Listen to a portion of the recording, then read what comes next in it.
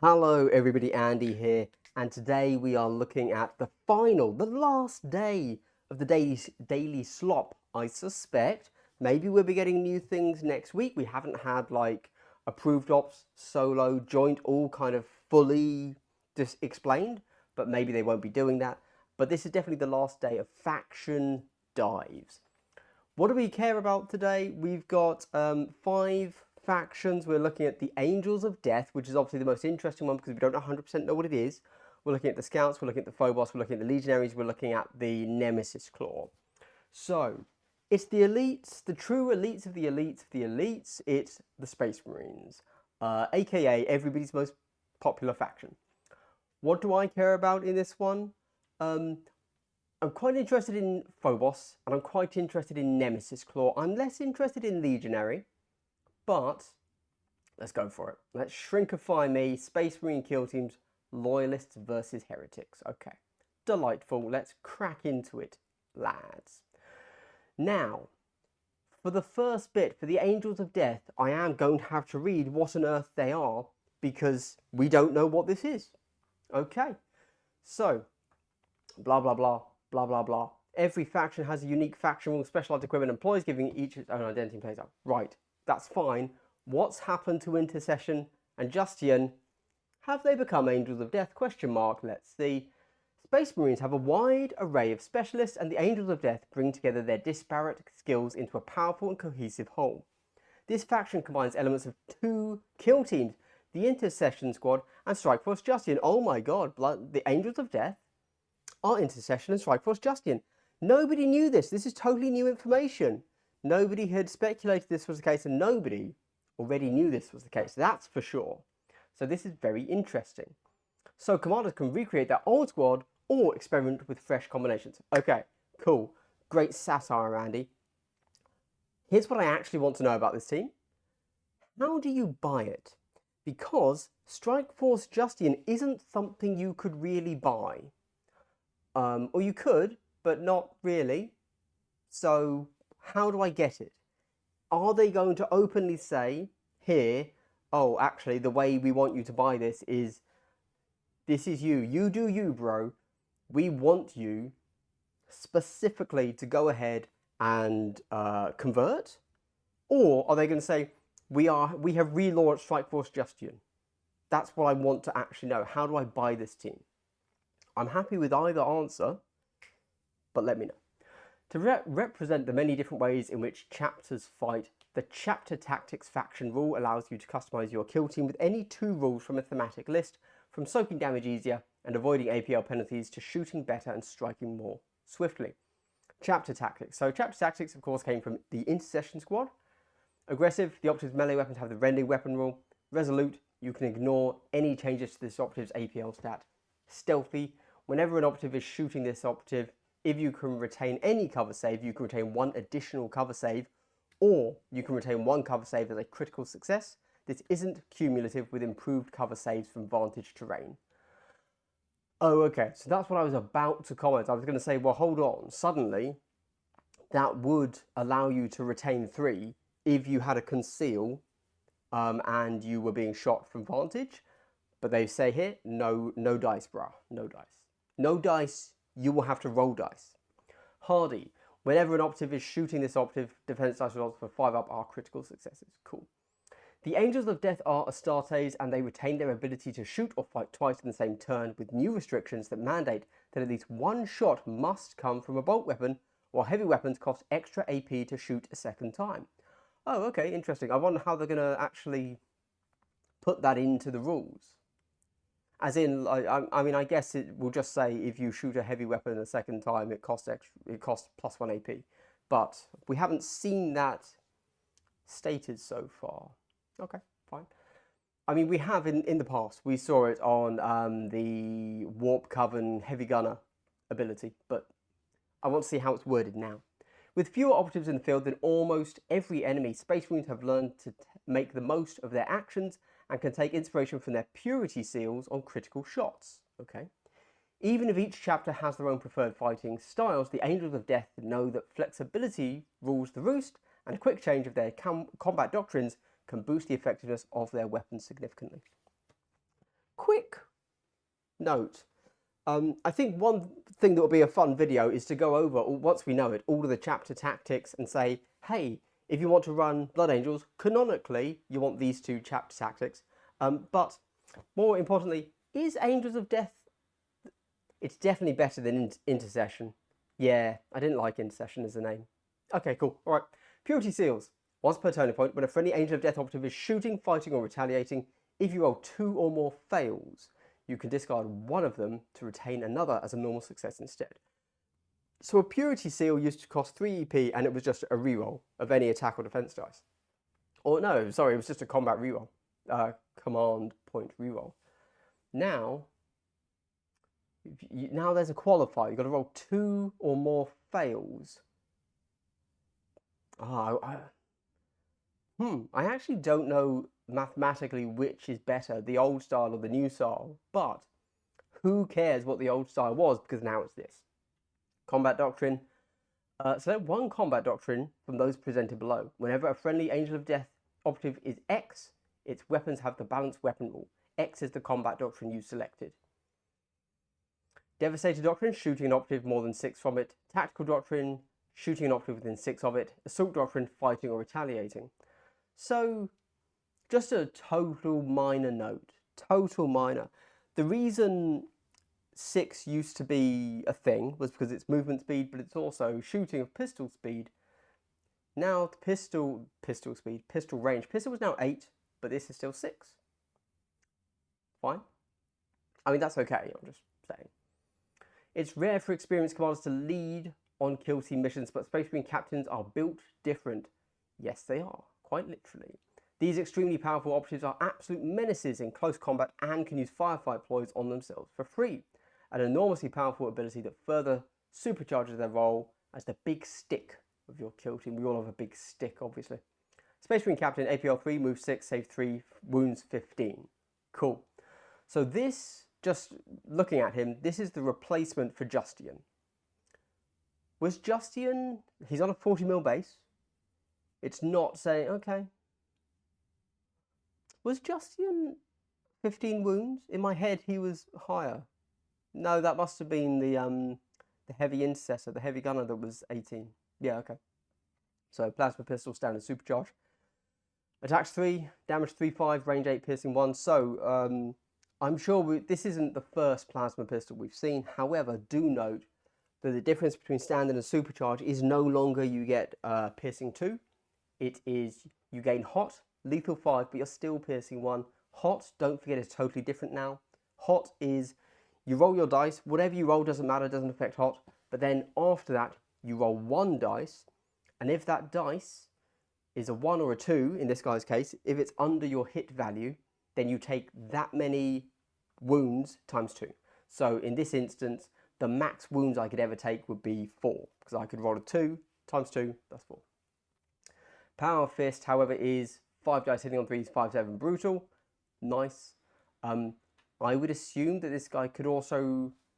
maybe he is just Justian. Yeah, so Justian's the captain, and presumably you could also possibly run the intercessor sergeants, who could take like a power sword, and he'd be hitting on 2s.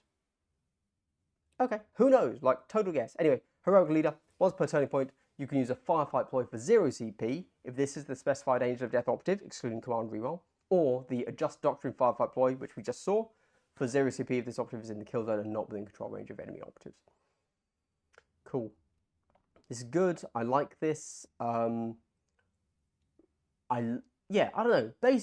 In essence, you're gaining a CP, but you don't have to action. So Justin used to have perform an action, gain a CP. Now it's a little bit more targeted than that, and I quite like that change. Iron Halo. Obviously, in 40k, Iron Halo is always giving you an invuln save. Now, once per battle, when an attack dice inflicts normal damage on this operative, you can ignore that inflicted damage. Ooh, that's a real weak. Okay, fine, cool. Obviously, it's just a shame it's normal damage only. But in fairness, if you roll a 6, you probably would be really frustrated if somebody blocked a crit. I'll be quite interested to see for the commandos if they're just a scratch is also you can only block normal damage, or if it's you can block crit damage. we get to the Phobos. Okay, we no longer need to read everything. Now we can just get straight to the rules because everything else is going to be the same. Multi-spectrum array. Whenever a friendly incursor operative is shooting, enemy operatives cannot be obscured. Cool. It's the same as what it used to be. The incursor generally, in most people's lists, is going to be your saboteur mine. Is it the saboteur? No, it's the mine layer. It's the mine layer and your marksman. Everybody else is going to be a reaver or an infiltrator. Omni Scrambler. Strategic Ambit. If a friendly infiltrator operative is in the kill zone, select one friendly operative visible to a friendly infiltrator operative or within 6 of a friendly Voxbreaker operative. Nobody takes a Voxbreaker. Have they changed that? Probably not. Probably not. In the following firefight phase, actually, it'd be quite funny if the operative they preview is the Voxbreaker. It's the Voxbreaker! They have a sense of humour. Never say GW doesn't know how to have good fun, okay? They are some comedy. They've got a type 5 at the local comedy cellar, I've no doubt. In the following firefight phase, that enemy operative cannot be activated or perform actions until one of the following is true. Your opponent has activated the number of enemy operatives equal to the number of friendly infiltrator operatives. I like how they haven't, slimmed down this wording at all either. Cool. So basically, this is exactly the same as it used to be. This is super powerful, super good. Obviously, we have seen more and more of this type of ability come through, but for like 2 years, Phobos were the only ones that could do this. It's really good. It's really good. And it is just a strategic gambit. Cool. Right, we get special issue ammunition. Once per turning point, when obviously taken from the Death Watch. Just saying. Once per turning point, when a friendly Phobos strike team operative is performing the shoot action, and you select a bolt carbine, marksman bolt carbine, or Oculus bolt carbine, you can use this rule. If you do, till the end of the turning point, that weapon has a piercing 1 weapon rule for that operative. So, hey, lore enthusiasts, let me know. Have I just thought of the wrong word? But special issue ammunition used to be what the Death Watch get. And it was like a whole thing, and you could take Kraken, Hellfire, other things too, rounds, and you would pick the one based on who you're shooting, and it gave them an air of flexibility. Now, there's like, nah, AP1, because that's always the best. That's just always the best thing you can take. I like it. Hashtag simplified, not simple. Patient Ambush. Use this firefight ploy when it's your turn to activate a friendly operative. You can skip that activation. Ooh. Oh, that's new. That's new for the Phobos. So, you're a 6 model team. You are always 100% going to be going first and finishing first. So you're never getting the counteract move unless you go into another elite and you use Patient Ambush. Will you? Nah, you got to die. You got to have a few models get lost first. But perhaps this is them kind of giving you a little hint. Actually, all elite teams are now going to get this. Don't know. Interesting one. The Voxbreaker, absolute mad lads, have given us this. Genuinely one of the worst models in the game. Let's see if they fixed it. APL 3. Move 7. Save 3. Wounds 12. So, wounds are 12. Same. Move is 7. Now, that's an interesting one because the Phobos obviously used to be move 6, the same as all Marines. Except now, you would always actually be move 7 because you would always, without a shadow of a doubt, always use the one strategic ploy you had to use, which was Vanguard, which would give you +1 inch on your move, but it would also allow you to do lots of other things. So in essence, that's not a change. It's just baked into the datasheet. The bolt carbine is 4-3-3-4 lethal 5. That is what it's always been. Fist 4-3-3-4. Okay. Voxbreak. Whenever an enemy operative is within 6 inches of this operative, your opponent cannot reroll their attack or defense dice for that operative. Being able to turn off rerolls is very strong into certain teams. So this is good to see. I'm not against that. And that's just free. It's a thing that occurs at all times when you are within 6 inches of them. Auspex Scan, 1 AP. Until the start of this operative's next activation or until it's incapacitated, whichever comes first. Whenever a friendly Phobos strike team operative is shooting an enemy operative within 8 inches of this operative, that enemy operative cannot be obscured. If that friendly operative is an incursor, its ranged weapons also have the Seek Light weapon rule. Okay, so you're the Vox Breaker. You've moved up and you are within 8 whenever a friendly operative is shooting an enemy operative within 8. Okay, cool. So it used to be the case that you, as the shooter, had to be within a distance of the Vox Breaker, and the Vox Breaker had to be within a distance of the enemy. So your max range was actually 9 inches. Now you could have your Incursor Marksman up on a vantage somewhere, and then you could use Auspex Scan, and you need to be visible to this guy. Whenever a friendly shooting an enemy operative within 8 of this operative, that enemy operative cannot be obscured. Okay.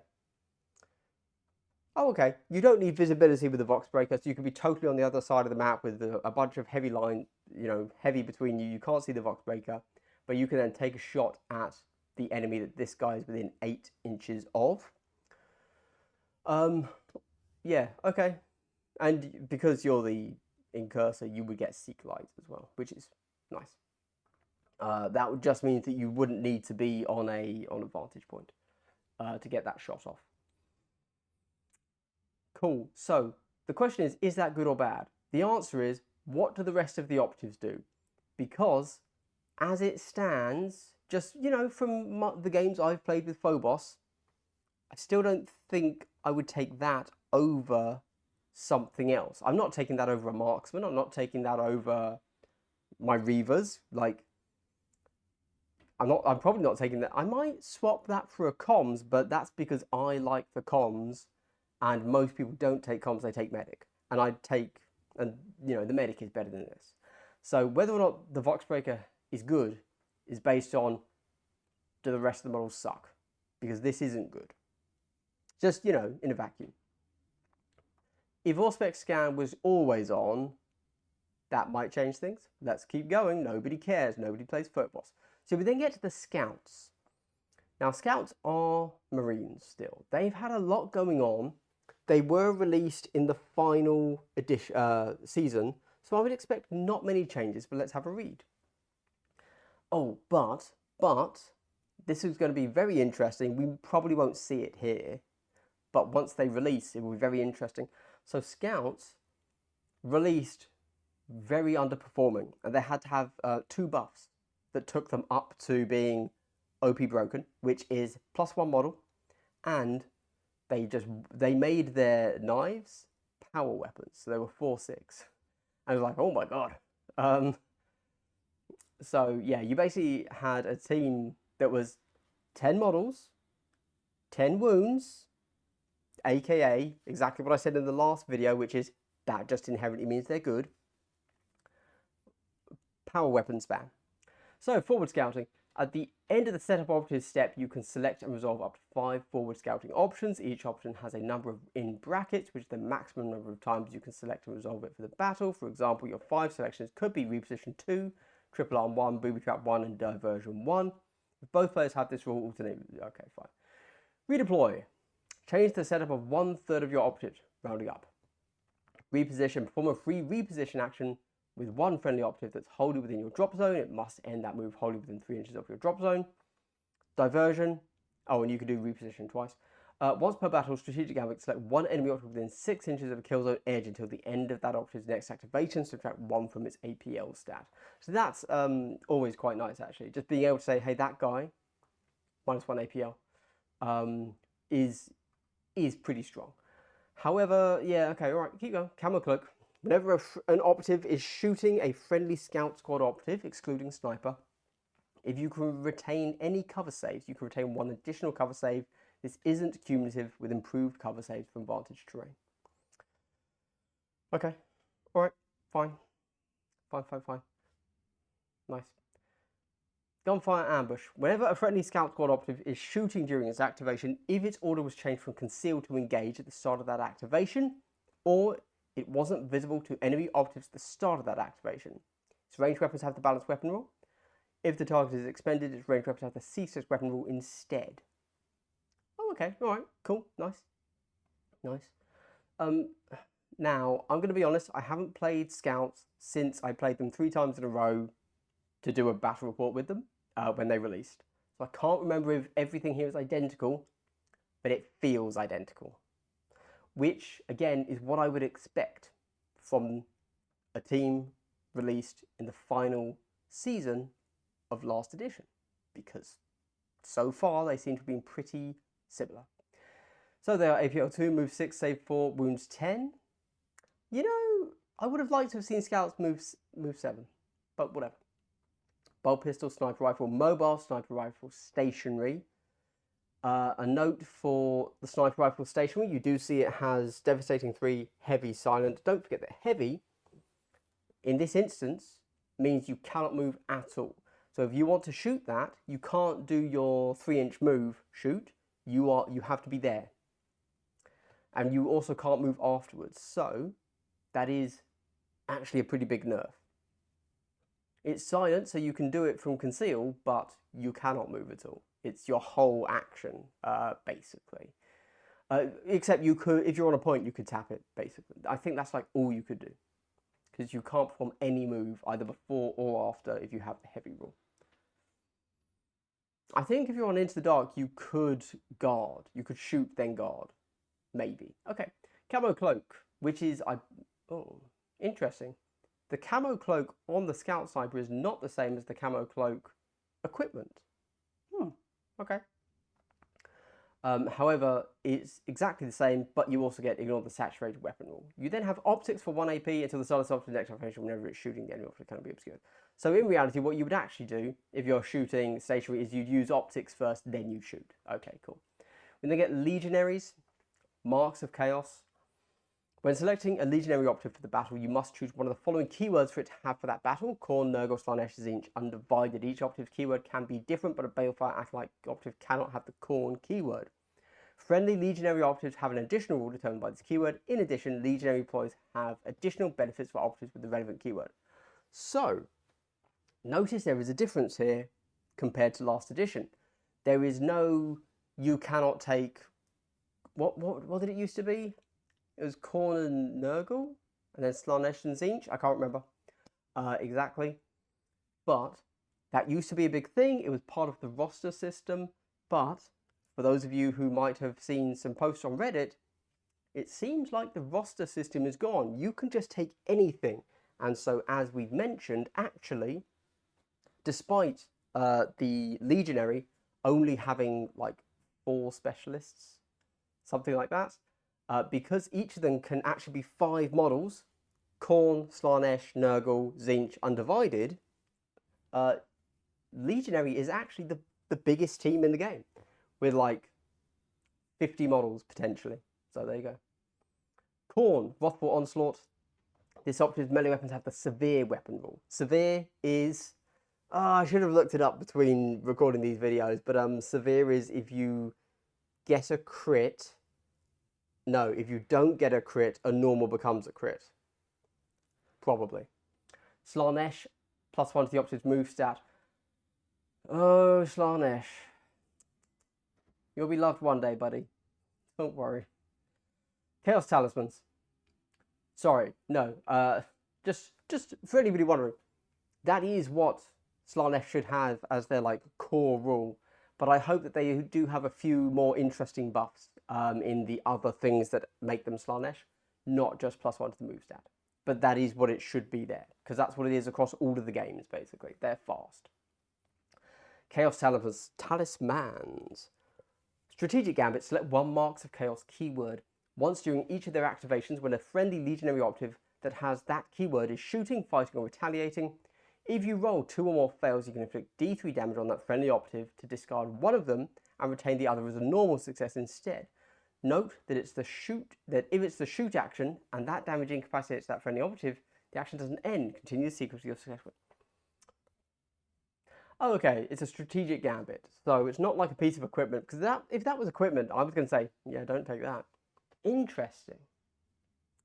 So, you miss 2, you can choose to take D3 damage to discard 1 and turn 1 into a normal. Ooh. doesn't sound great.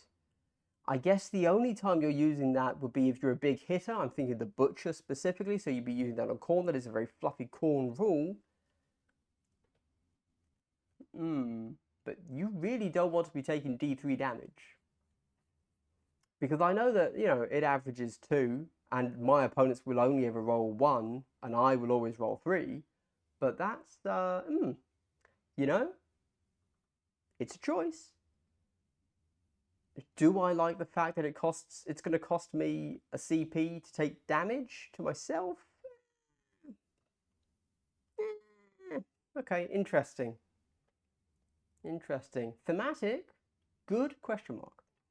Blood for the Blood God. Whenever a friendly Legionary Operative, excluding Khorne, is fighting, the first time you strike during that sequence, inflict 1 additional damage. Lovely. Add 1 to both damage stats of friendly Legionary Khorne Operatives' melee weapons. Okay, cool. So +1 damage the first strike, and Khorne get +1 to both damage stats. So really, they're showing us now the Balefire Acolyte, but he can't be Khorne. We want to see, what is the Butcher? Is he, again, going to be our big hitter, where he gets to hit with 8 on the crit? Let's hope so, because he's a chap, isn't he? Right, we're APL 3, move 6, save 3, wounds 14. So obviously the big news there is that we're now wounds 14 instead of wounds 12. That is big. That is big. It's good to see. Is it good to see? Maybe.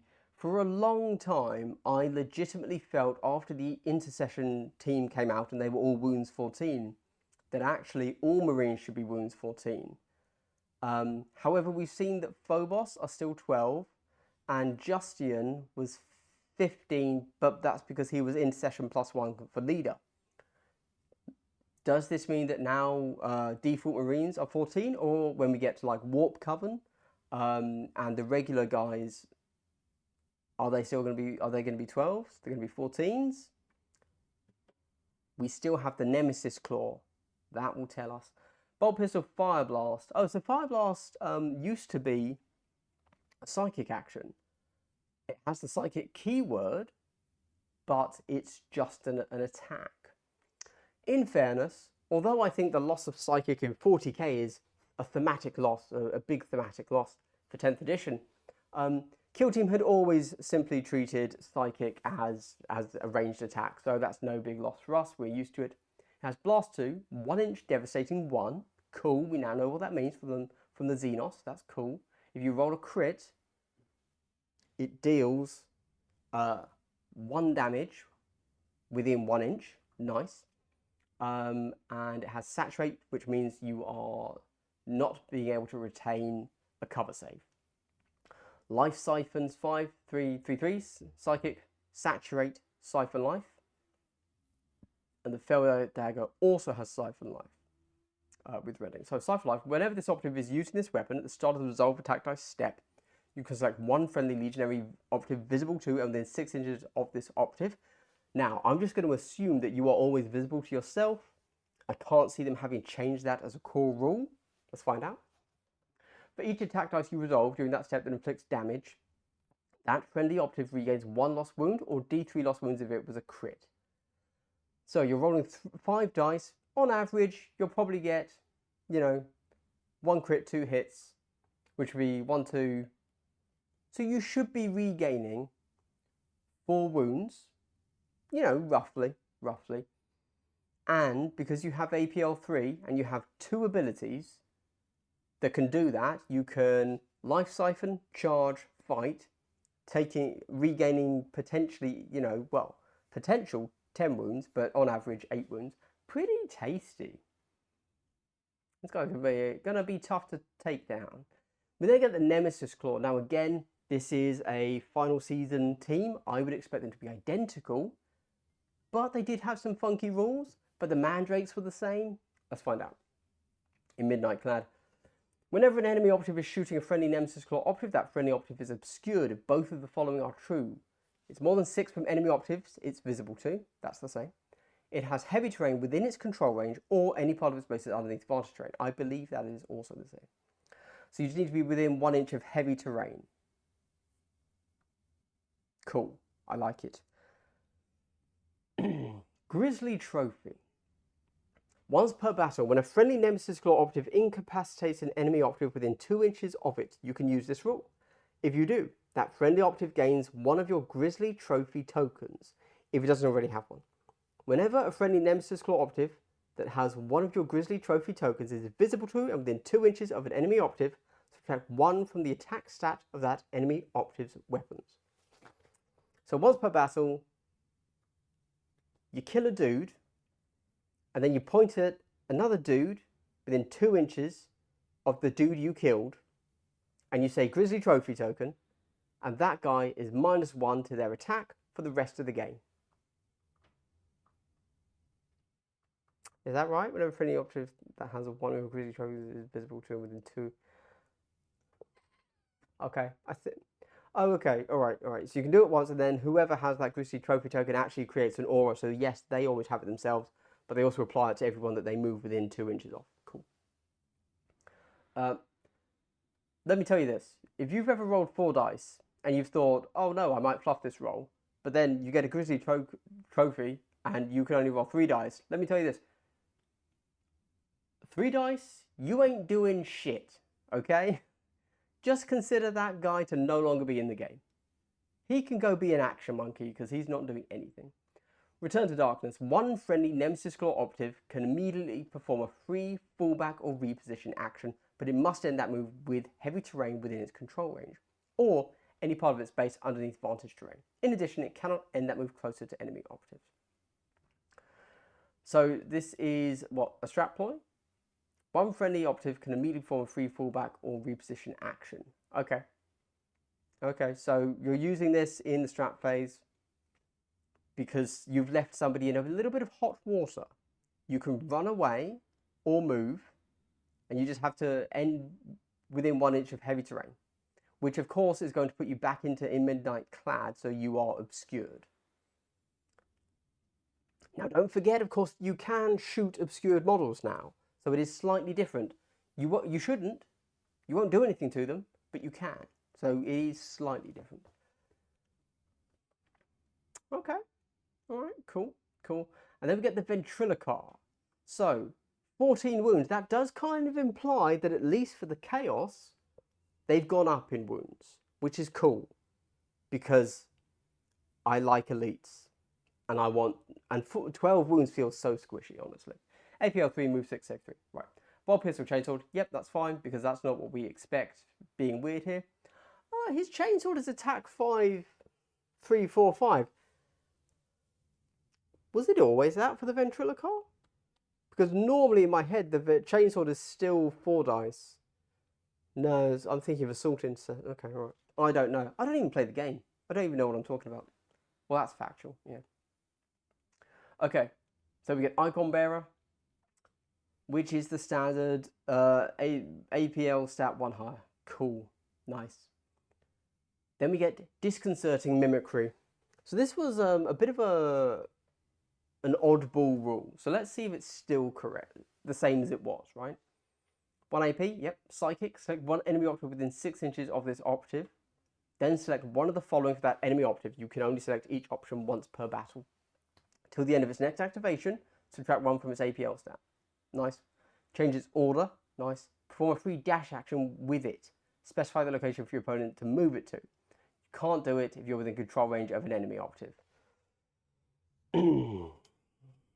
Okay, alright. So I can't remember if that is the same. I believe it is, but yeah, cool. So that is still very strong. It's still an absolutely great thing. The Ventriloquar is such an annoying model.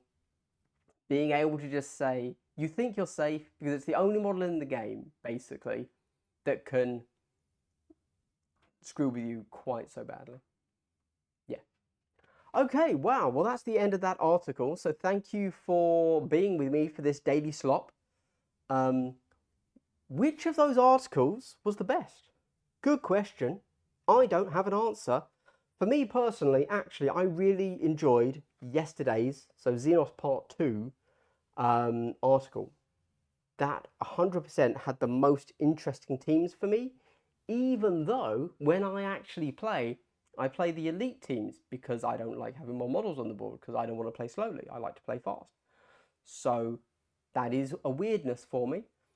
For sure, the first thing I do as soon as I find out is how do I get an Angels of Death team? That needs to be stated. It wasn't stated. That's quite annoying, if I'm honest.